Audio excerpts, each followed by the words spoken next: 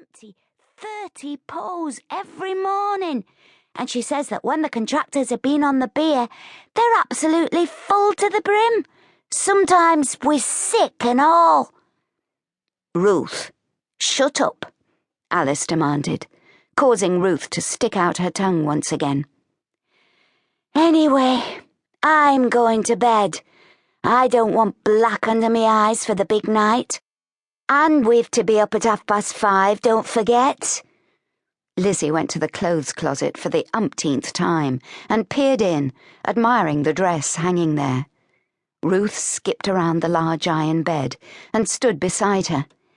Oh, Lizzie, it's lovely. You're going to look beautiful, I know you are.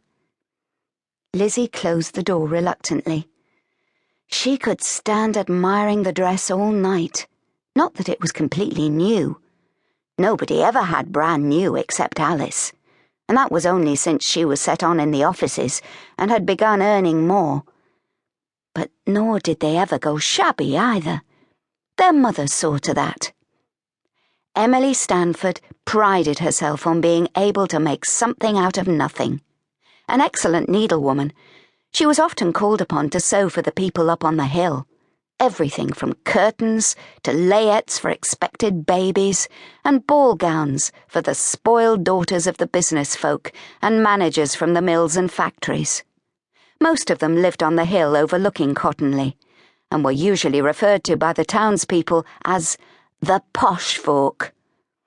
The majority of ordinary mortals never saw beyond the ornate iron railings and tall poplars surrounding the gardens. But Emily Stanford often had the opportunity to admire the interiors, whilst measuring windows or people in readiness for curtain or dressmaking.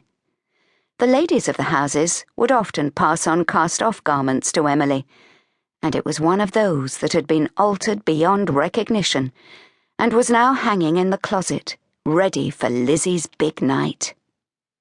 Emily accepted that her sewing for the posh folk was a thorn in the side of her husband Isaac, who considered it demeaning for his wife that she had to work.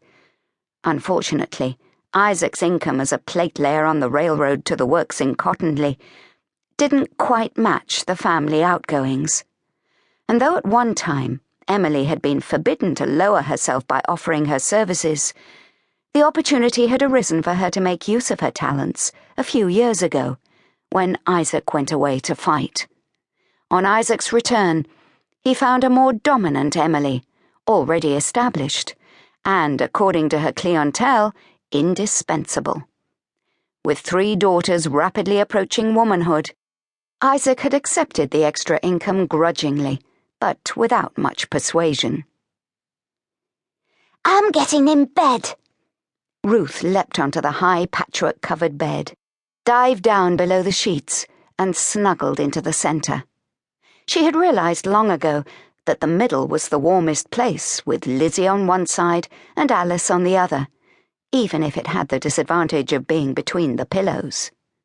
Though tonight, with her hair bound in white cotton curling rags, she was able to maneuver them into the gap in such a way that they wouldn't stick into her head quite so much.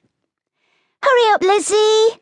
I'm cold, she called, and Lizzie pulled down the sheets and followed her into the lumps and bumps of the flock mattress. Ruth smoothed the front of her white starch nitress so that no creases would dig into her skin when she cuddled up to her sister, and noticed with a shock that her nipples hardened as her hand cupped each in turn. And the swell of her breasts was more obvious, she was sure of it. At last it seemed the long-awaited development was beginning to happen. For a couple of years, Ruth's main ambition had been to have breasts like Lizzie, or even Alice, except that Alice's were always tightly encased in concealing black dresses, and so were almost invisible, except to her sisters when they were undressing.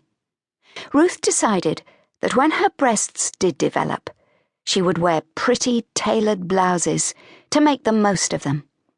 She shifted closer to Lizzie and pressed her knees in behind her sisters.